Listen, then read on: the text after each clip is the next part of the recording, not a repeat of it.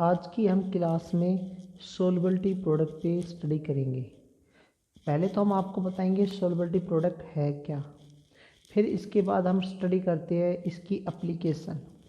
तो सबसे पहले हम बात करते हैं सोलबिलिटी प्रोडक्ट।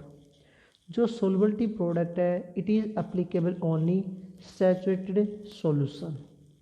जैसे आपने इसमें जब बुक में डिस्कस करते हो, स्टडी करते हो, तो उसमें एक वर्ड आता है Sprüngli soluble salt. Sprüngli soluble salt का मतलब होता है कि वो साल्ट जिसकी स्मॉल अमाउंट वाटर में डिजोल्व हो जाती है और most of the part undissolved बच जाता है। तो यहाँ पर जो स्प्रिंगली सोल्युबल साल्ट होता है तो उसका most of the part undissolved बच जाता है और स्मॉल पार्ट डिजोल्व हो जाता है। तो वहाँ पर वो एक डायनेमिक इक्विलिब्रियम क्या कर लेता है, गेन कर लेता है। जैसे एग्जाम्पल के बेसिस पर आपको डिफाइन करते हैं। मान लेते भाई मेरे पास एक सिल्वर क्लोराइड साल्ट है, मैं इसको वाटर में ऐड कराता हूँ। जब वाटर में ऐड करेंगे इसको एक्वस मीडियम में, और ये सॉलिड होता है तो आपको पता ही है एक्वस में, और यहाँ पर इक्विलिब्रियम आ जाएगा क्योंकि मैंने बताया इक्विलिब्रियम डायनेमिक इक्विलिब्रियम गेन करेगा। तो यहाँ पर बनता है Ag plus Cl negative ion. अब हम इसको क्या करते हैं, लॉ ऑफ केमिकल इक्विलिब्रियम के अकॉर्डिंग अप्लाई करते हैं। तो लॉ ऑफ केमिकल इक्विलिब्रियम के अकॉर्डिंग क्या होगा, प्रोडक्ट की कंसंट्रेशन अपॉन में रिएक्टेंट की कंसंट्रेशन। अब एक पॉइंट देखो, जो हमारा रिएक्टेंट है इसका most of the part undissolved बच जाता है, मतलब इसकी कंसंट्रेशन लार्ज होती है तो इसकी कंसंट्रेशन पे कोई इफेक्ट नहीं पड़ता, तो ये फिक्स रहती है। तो हम इसको क्या मान सकते हैं, कांस्टेंट। तो हम यहाँ पर मल्टीप्लाई करते हैं, के भी कांस्टेंट है और यहाँ पर ये भी हमारे पास कांस्टेंट है। तो हमारे पास जो आता है Ag प्लस Cl नेगेटिव। तो ये कांस्टेंट मिलके हमारे पास क्या देता है, KSP। इसको बोलते हैं सोलबिलिटी प्रोडक्ट। तो हमारे पास क्या बन के आता है, KSP, और KSP को हम क्या बोलते हैं, सोलबिलिटी प्रोडक्ट। तो ये कांस्टेंट दोनों मिलके KSP बना लेते हैं। तो यहाँ से हम डिफाइन करते हैं सोलबिलिटी प्रोडक्ट। यहाँ पर हम डिफाइन करते हैं सोलबिलिटी प्रोडक्ट होता है क्या है। तो यहाँ से हम इसकी डेफिनेशन बताते हैं कि भाई सोलबिलिटी प्रोडक्ट को हम कैसे डिफाइन करते हैं। तो यहाँ पर हम सोलबिलिटी प्रोडक्ट की डेफिनेशन देते हैं।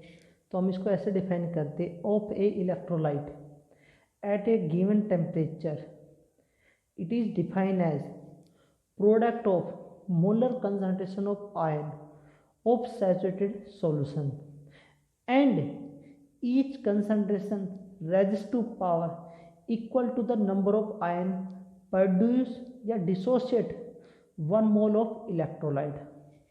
तो हम इसको ऐसे डिफाइन करते हैं एग्जाम्पल से और अच्छे से आपको क्लियर हो जाएगा। जैसे मान लेते हैं भाई मेरे पास कोई भी साल्ट था AXBY, ये कोई भी साल्ट था स्प्रिंगली सोल्युबल।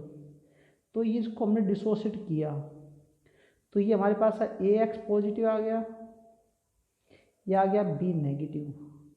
तो हम इसका जो सोलबिलिटी प्रोडक्ट लिखेंगे, तो सोलबिलिटी प्रोडक्ट लिखा जाता है जो साल्ट है, जो स्प्रिंगली सोल्युबल साल्ट है, उनके जो डिसोसिएट आयन होते हैं, जो स्प्रिंगली सोल्युबल साल्ट है जो आयन में डिसोसिएट होते हैं उनकी कंसंट्रेशन, और जो इनके आगे नंबर ऑफ मोल में जो डिसोसिएट होते हैं वो पावर में रेजिस्ट हो जाते हैं। जैसे ये इसके नंबर ऑफ मोल है वो पावर में क्या हो जाएंगे, रेजिस्ट। तो इससे हम डिफाइन करते हैं सोलबिलिटी प्रोडक्ट। तो अब आपको डेफिनेशन अच्छे से समझ में आई होगी कि कोई भी हमारे पास जो सैचुरेटेड सॉल्यूशन है उसको हम सोलबिलिटी प्रोडक्ट कैसे लिखेंगे। तो हम डिफाइन करते हैं, it is define as product of molar concentration, या कंसंट्रेशन कह सकते हो, concentration of ion in a saturated solution and raised power equal to number of mole या नंबर ऑफ आयन डिसोसिएट। जो पावर में रेजिस्ट होगी वो कितनी क्या होगी, जो नंबर ऑफ में डिसोसिएट हुए उनकी क्या होती है, इक्वल होती है। तो ये था हमारा सोलबिलिटी प्रोडक्ट। अब सोल्युबिलिटी प्रोडक्ट के बारे में तो हमें पता चल चुका है। तो यहाँ पर एक छोटा सा पॉइंट आता है कि भाई आयनिक प्रोडक्ट होता है और एक होता है सोल्युबिलिटी प्रोडक्ट। अब बहुत से बच्चे कहते हैं भाई आयनिक प्रोडक्ट क्या होगा, जैसे सोल्युबिलिटी प्रोडक्ट के बारे में पढ़ चुके, आयनिक प्रोडक्ट क्या होता है, आयनिक प्रोडक्ट क्या होते हैं। तो आप लोगों ने स्ट्रॉन्ग इलेक्ट्रोलाइट के बारे में पता है, जब स्ट्रॉन्ग इलेक्ट्रोलाइट को हम वाटर में ऐड करते हैं तो कंप्लीटली डिसोसिएट हो जाती है, और वो जो आयन बनते हैं डिसोसिएट होने के बाद, तो वहाँ पर उसी को हम क्या बोलते हैं, आयनिक प्रोडक्ट बोलते हैं। बट यहाँ पर बात आती है कि difference between ionic product and solubility product, इन दोनों में डिफरेंस क्या होता है। आपसे क्वेश्चन पूछ लिया जाए भाई आयनिक प्रोडक्ट और सोल्युबिलिटी प्रोडक्ट में क्या डिफरेंस होता है, तो एक डिफरेंस तो आप यही बता सकते हो कि जो आयनिक प्रोडक्ट है वो हर टाइप के सॉल्यूशन पे अप्लीकेबल होता है। जो आयनिक प्रोडक्ट होता है वो ऑल टाइप सॉल्यूशन पे क्या होता है, अप्लीकेबल होता है। बट जो सोल्युबिलिटी प्रोडक्ट है it is applicable only saturated solution, ये अप्लीकेबल होता है ओनली सैचुरेटेड सॉल्यूशन पे अप्लीकेबल ही होता है।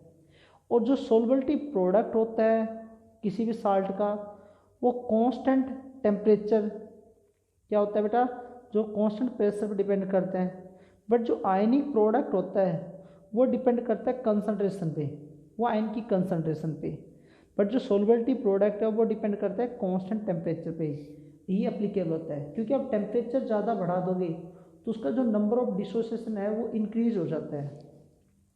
क्योंकि आपको पता है कि जो स्प्रिंगली सोल्युबल साल्ट होता है उसमें स्मॉल अमाउंट में डिसोसिएट होते हैं पार्टिकल, बट आप टेम्परेचर बढ़ा देते हो तो उनका डिसोसिएशन क्या हो जाता है, इंक्रीज हो जाता है।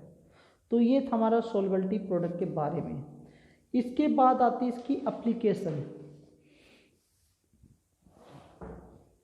इसके बाद आती है एप्लीकेशन, इसको हम स्टडी करेंगे नेक्स्ट क्लास में।